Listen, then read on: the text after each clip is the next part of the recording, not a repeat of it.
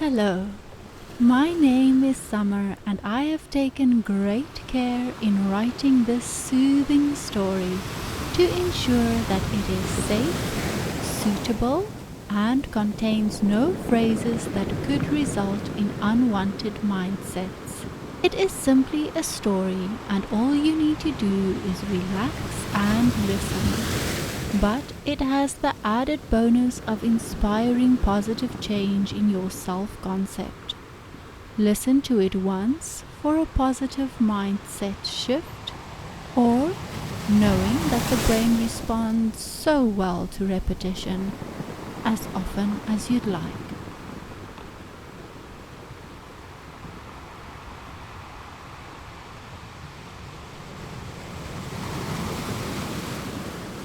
I've often wondered why humans start their stories with "once upon a time," not understanding why they would limit their lives with silly little concepts such as time.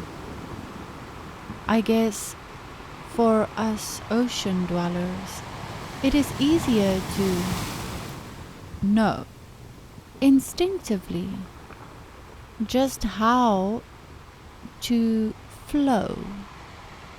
Humans want to live their lives in neat little rows of weekdays, organized in columns of months and years, forgetting the most basic of truths, that you are here, you are now, and mostly, you are just water. I will not start this story with "once upon a time," nor with "in a distant land," because even human bodies are just living bodies of water, so the ocean can never be distant, nor does any good story ever start on land. No, my story starts with ocean waves, with a sun in the sky, and an earth covered in glimmering pebbles and shells in a gorgeous palette of coral colors. I often see them, the humans I mean, watching the waves and forgetting that is exactly what they are, waves.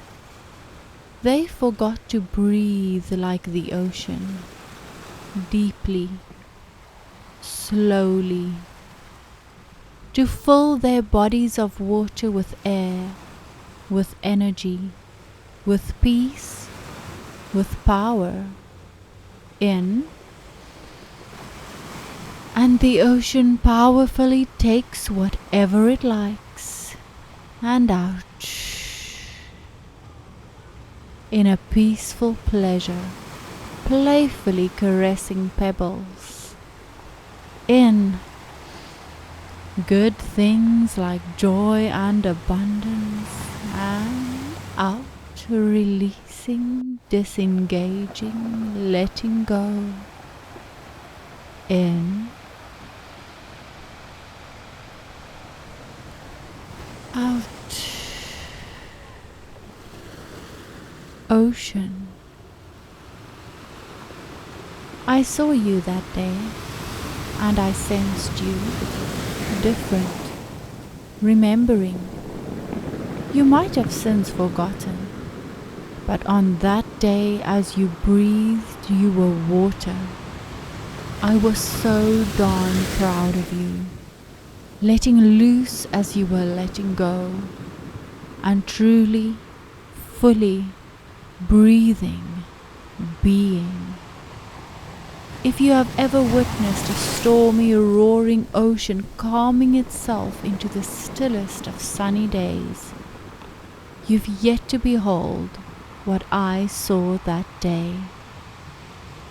I saw you leave your columns and rows behind on the sand. You dropped your compromises, comparisons, and confines. With every leggy step toward the water, I watched you become more of it. I watched you leave limits and release regrets. And then you stepped into a wave, and I saw you become it. Humans tell a tale of a mermaid scorned becoming sea foam, as if it made her anything less. Well, on that day I witnessed a human leaving their physical structure, and it made you everything more. You were foam at first, frolicking between little fish near the surface. But as you were comforted by the warm embrace of your soothing surrounds, the calm caress of the water, you felt safe enough to take another form. Beautifully glimmering, scaled and finned, you were mesmerizing to behold. You were fluid, soft and yielding. But being soft meant you were strong. You had this inner knowing that you could wear away rock and bring ships to shatters. Like water, you did not resist, but knew you could go where you wanted, and nothing could stand against you, for you'd simply flow around it. No obstacle too big or too profound. You had found your power. You were not a drop in the ocean, but the entire ocean in one drop. You knew that turbulent waters made it difficult to see, but calming your own waters made it all so clear, and it was easy for you to shift, to flow, to play, peacefully, being all that you were meant to be. But see, I knew that when a soul sinks with the ocean, it serves as a portal to deeper things. I wanted to speak in your language, ask you to become aware just how easy it is to find solutions to life's little things when you know that you are infinite. I wanted so badly for you to look at your human life and realize all that you need is within you. But I could only speak water, and therefore I had no way of telling you that you were able to look at your life some time from now, after knowing what you know now, and how you would see all the different areas of it being touched by water. I did not know the words for solutions, improvements, ease or confidence, and I did not know how to form the words love, joy, play or goodness, though that is what I knew you'd find. Instead, I swam to you and looked you in the eyes. We smiled at each other because we both knew what it meant to be water, to be an eternal paradox, that our gentleness was our power. I took you by the hand and gestured that I wanted you to come with me. Our shimmering scales passed colors and coral. Big sea creatures passed slowly, and we paused to feel smooth skins and deep vibrations. As we swam deeper and deeper into the fantasy world that was the ocean floor, we also connected to the deeper parts within ourselves. It was there in the darkness of the ocean floor that you released my hand. I could not see you, but I understood. The darkness surrounding us was also within you, and you were sending it light. I started to make out that your eyes were closed, as the light within you became brighter. I sensed that you were sending healing, though I could not make out if you were pouring the light into your emotional body or your physical one. To me, it looked the same. You were brightening that light and healing into the fullness of you, and I gave you a moment to do that.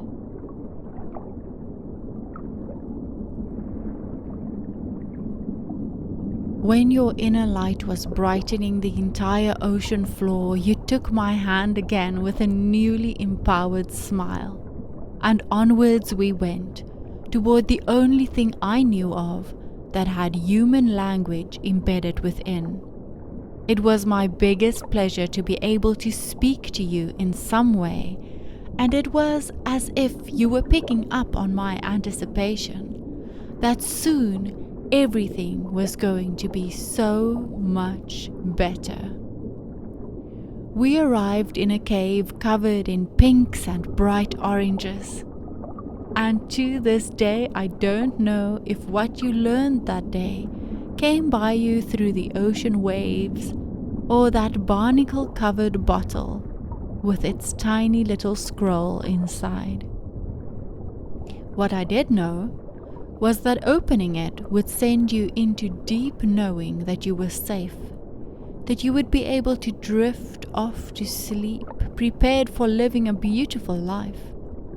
What I did not know, however, was that opening that message would end our journey on that day, and that the first time you would hear from me again was after I had learned your human words and was able to bottle this very story. For when the time was just right for you to remember, you are water, child. Your softness is your strength. You are parts ocean, just like the ocean is in part you.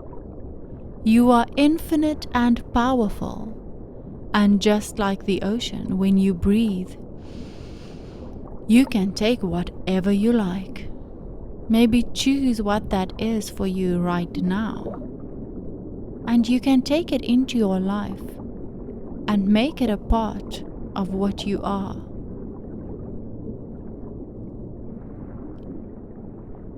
I watched your eyes get heavy as you held that bottle that day.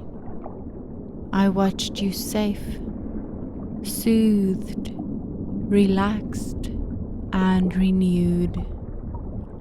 I didn't know what the message said, but I knew that it had been waiting there, just for you, on this day. You opened the now glowing piece of paper, and since you knew now you had oceans within you, you took a deep breath as you let the words appear.